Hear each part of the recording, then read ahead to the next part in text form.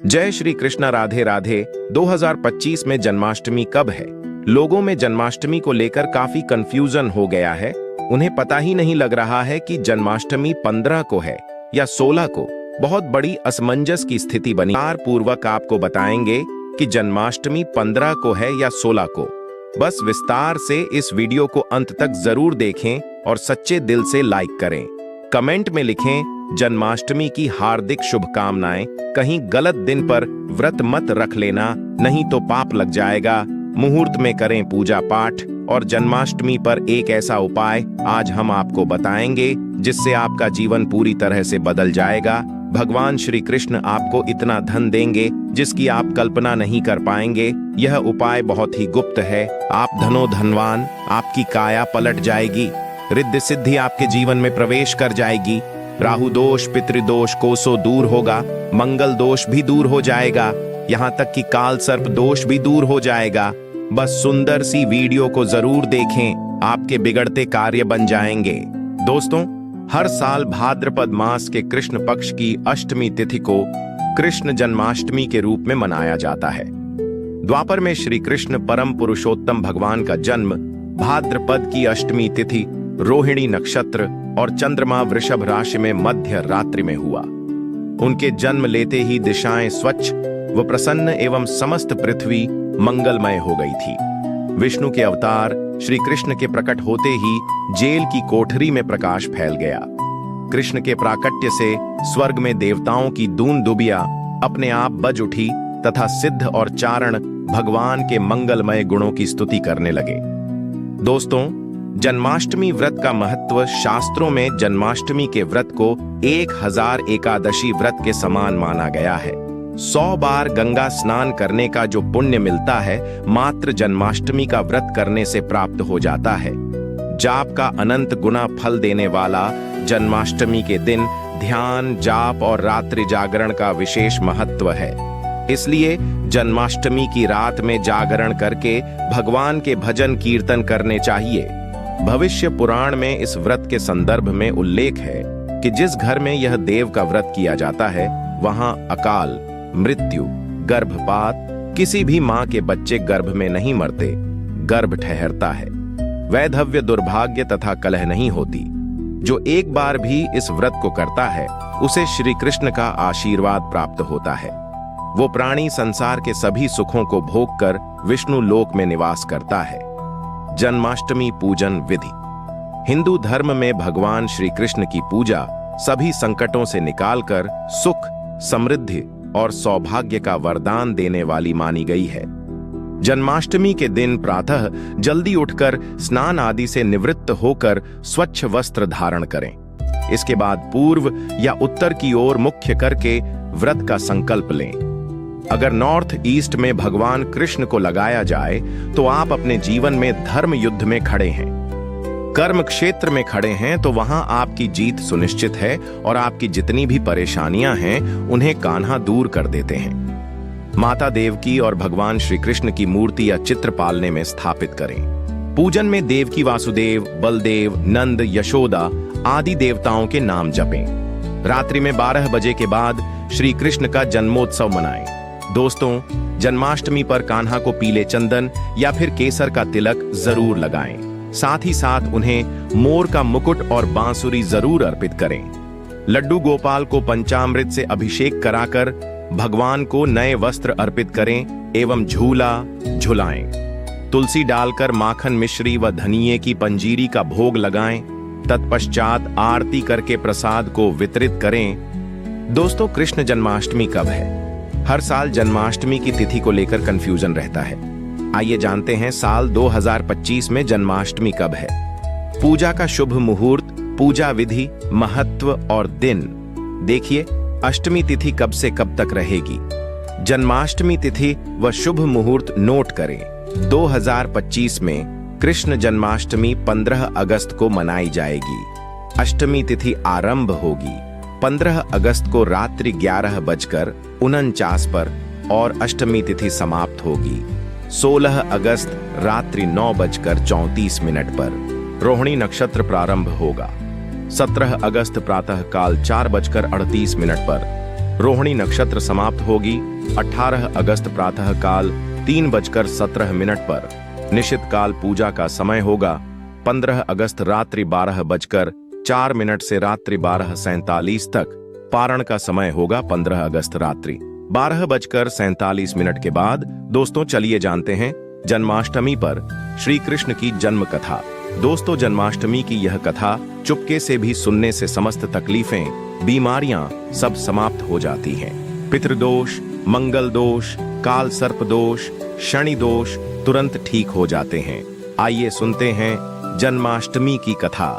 दोस्तों पौराणिक कथाओं के अनुसार भाद्रपद महाकृष्ण पक्ष की अष्टमी तिथि को भगवान कृष्ण ने माता देवकी की 8वीं संतान के रूप में जन्म लिया था। कृष्ण जी का जन्म मथुरा में कंस के कारागार में हुआ था। माता देवकी राजा कंस की बहन थी। कंस को सत्ता का लालच था। उसने अपने पिता राजा उग्रसेन की राजगद्दी छीनकर उन्हें जेल में बंद कर दिया था और स्वयं को मथुरा का राजा घोषित कर दिया था। राजा कंस अपनी बहन देवकी से बहुत प्रेम करते थे। उन्होंने अपनी बहन का विवाह वासुदेव से कराया था। लेकिन जब वह मां देवकी को विदा कर रहा था, तभी एक आकाशवाणी हुई कि देवकी का 8वां पुत्र कंस की मौत का कारण बनेगा। यह सुनकर कंस डर गया। उसने तुरंत अपनी बहन और उनके पति वासुदेव को जेल में बंद कर दिया। उनके आसपास सैनिकों की खड़ी पहरेदारी लगा दी। कंस अपनी मौत के डर से देवकी और वासुदेव के 7 संतानों को मार चुका था। कृष्ण जी का जन्म इसके बाद भाद्रपद महाकृष्ण पक्ष की अष्टमी तिथि को रोहिणी नक्षत्र अंधेरी रात में भगवान कृष्ण ने देवकी की 8वीं संतान के रूप में जन्म लिया। श्री कृष्ण के जन्म लेते ही कोठरी प्रकाशमय हो गई। आकाशवाणी हुई कि विष्णु जी ने कृष्ण जी के अवतार में देवकी के कोख में जन्म लिया है। उन्हें गोकुल में बाबा नंद के पास छोड़ आए और उनके घर एक कन्या जन्मी है। उसे मथुरा लाकर कंस को सौंप दें। कान्हा चले गोकुल धाम। आकाशवाणी सुनते ही वासुदेव के हाथों की हथकड़ी खुल गई। सभी पहरेदार सोने लगे। कान्हा को एक टोकरी में बाल गोपाल को रखकर सिर पर रख लिया और गोकुल की ओर चल पड़े। कान्हा को गोकुल धाम ले जाने में वासुदेव को कई मुसीबतों का सामना करना पड़ा। यमुना नदी कृष्ण जी के चरणों को स्पर्श करने के लिए उफान पर आ गई, लेकिन चरण स्पर्श के बाद वो फिर से शांत पड़ गई। वो कान्हा को बाबा नंद के पास छोड़ आए और गोकुल से कन्या को लेकर वापस लौट आए। जेल अपने आप बंद हो गया और उनके हाथों में हथकड़ियां लग गई। कन्या के रोने की आवाज सुनते ही सभी पहरेदार उठ गए। कंस बंदी गृह आया। वो कन्या को देवकी और वासुदेव की 8वीं कन्या समझ उसे मारने चला, लेकिन वो आकाश में उड़ गई। और फिर से आकाशवाणी हुई कि कंस को मारने वाला अब इस दुनिया में पैदा हो चुका है। बाबा नंद और उनकी पत्नी मां यशोदा ने कृष्ण जी का पालन पोषण किया। राजा कंस ने कृष्ण जी का पता लगाकर उन्हें मारने की खूब कोशिश की, लेकिन कंस की सारी कोशिशों विफल हुई और कृष्ण जी को कोई मार नहीं सका। अंत में श्री कृष्ण ने कंस का वध किया। राजा उग्रसेन को फिर मथुरा की राजगद्दी सौंप दी। इस तरह से जन्माष्टमी की व्रत कथा पूरी हुई। दोस्तों आगे बढ़ने से पहले कमेंट बॉक्स में अपनी राशि भी डाल दीजिएगा। यदि हमारे पास कोई उपाय होगा तो वो आकर हम आपके कमेंट के रिप्लाई में बता देंगे। दोस्तों जन्माष्टमी पर भूल कर भी ना करें। ये गलतियां तुलसी को लेकर ना करें। ये गलती जन्माष्टमी के दिन भूल कर भी तुलसी की पत्तियां तोड़ने से बचना चाहिए। दरअसल शास्त्रों में कहा गया है कि कृष्ण भगवान विष्णु के अवतार हैं और उन्हें तुलसी अति प्रिय है। ऐसे में इस दिन तुलसी की पत्तियां नहीं तोड़नी चाहिए। जन्माष्टमी से पहले आप तुलसी तोड़कर रख लें। बिना तुलसी के जन्माष्टमी का पर्व अधूरा है। भगवान कृष्ण किसी भी ऐसे भोग को स्वीकार नहीं करते जिसमें तुलसी पत्र ना पड़ा हो। ऐसा भोग पाप के समान होता है, जहरीला माना जाता है। चावल खाना, ये बात तो सभी जानते हैं कि एकादशी के दिन चावल नहीं खाने चाहिए, लेकिन बहुत ही कम लोग जानते हैं कि जन्माष्टमी के दिन भी चावल को खाना वर्जित होता है। चाहे आप व्रत रखें या ना रखें, लेकिन जन्माष्टमी के दिन चावल खाना शुभ नहीं माना जाता। तामसिक भोजन जन्माष्टमी के दिन तामसिक भोजन वर्जित माना जाता है। ऐसे में इस दिन मांस, मदिरा, प्याज और लहसुन नहीं खाना चाहिए। इस दिन गलती से भी लहसुन प्याज का खाना कभी मत बनाना, क्योंकि राहु केतु के कारण ही लहसुन प्याज की उत्पत्ति हुई है और भगवान विष्णु और राहु केतु के बीच में भीषण शत्रुता होती है। अनादर करना। भगवान कृष्ण के लिए सभी भक्त एक समान होते हैं। ऐसे में इस दिन किसी भी व्यक्ति का अनादर करने से बचना चाहिए। एक बार भगवान कृष्ण के भक्त ने एक व्यक्ति का अपमान कर दिया था। उसी क्षण भगवान कृष्ण ने अपने भक्त को श्राप दिया था। इसीलिए किसी का भी अपमान न करें। गाय को सताना। गाय भगवान कृष्ण को बहुत ही प्रिय है, क्योंकि कृष्ण अवतार में उनका पालन पोषण एक ग्वाले के घर में हुआ था। ऐसे में जन्माष्टमी के दिन किसी भी गाय और बछड़े को भूलकर भी नहीं सताना चाहिए। भगवान कृष्ण गाय को सबसे प्रिय मानते हैं। गाय माता को सबसे ज्यादा प्यार करते हैं। इसीलिए गाय को इस दिन रोटी, फल वगैरह मिठाई अवश्य खिलाएं। जन्माष्टमी के दिन केवल सात्विक खाना खाएं। जन्माष्टमी व्रत में दूध और दही जरूरी है। व्रत के दौरान ताजे फलों के शेक, लस्सी, छाछ या दूध का मजा ले सकते हैं। नारियल पानी पी सकते हैं। जन्माष्टमी के दिन पेड़ों को काटना भी अशुभ माना जाता है। श्री कृष्ण हर चीज में बसते हैं और हर चीज उनमें बसती है, बल्कि हो सके तो इस दिन ज्यादा से ज्यादा पेड़ लगाने चाहिए। इससे घर और परिवार में सुख और शांति बनी रहती है। भगवान कृष्ण सदा पीपल के वृक्ष में रहते हैं। पीपल वृक्ष पर जन्माष्टमी पर जल अवश्य अर्पित करें। इससे वो प्रसन्न जल्दी होते हैं। दोस्तों, जन्माष्टमी के दिन ब्रह्मचर्य का पालन करना अनिवार्य होता है। इस दिन पूरे पवित्र मन तन से भगवान की पूजा करनी चाहिए। कम से कम इस दिन पत्नी से दूर रहना चाहिए। जो पति पत्नी जन्माष्टमी पर एक दूसरे से दूर रहते और संयम और नियम का पालन करते हैं, तो उन्हें एक सुशील और सुंदर पुत्र की प्राप्ति होती है।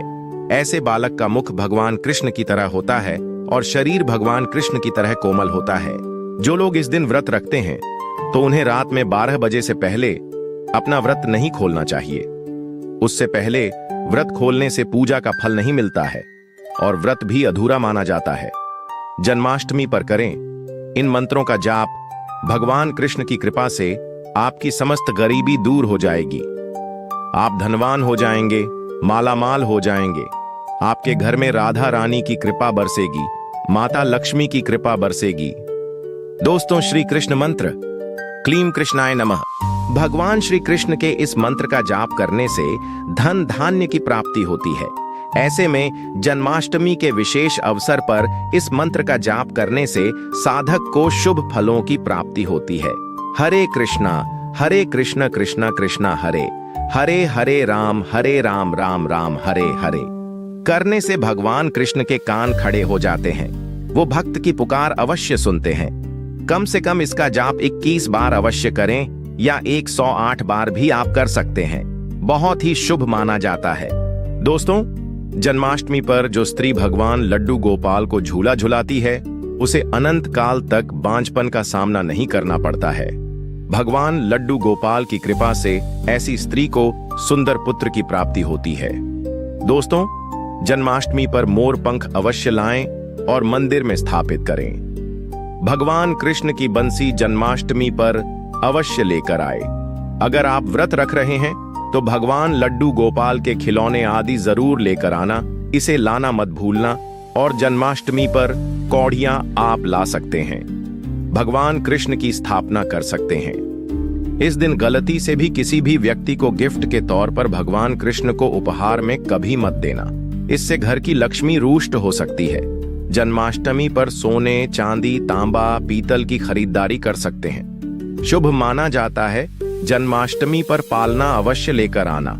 इसमें लड्डू गोपाल जी झूला झूलेंगे। दोस्तों, जन्माष्टमी पर तुलसी माता के सामने भगवान कृष्ण के 4 नाम जैसे गोपाला, गोविंदा, देवकी नंदन और दामोदर पुकारे और साथ ही ओम नमो भगवते वासुदेवाय नम मंत्र का जाप करें। ऐसा करने से सभी समस्याएं दूर हो जाएंगी। माता तुलसी आपके घर को धन धान्य से भर देंगी। जन्माष्टमी के दिन भोग में मक्खन के साथ तुलसी दल जरूर डालें और वो भगवान कृष्ण को अर्पित करें।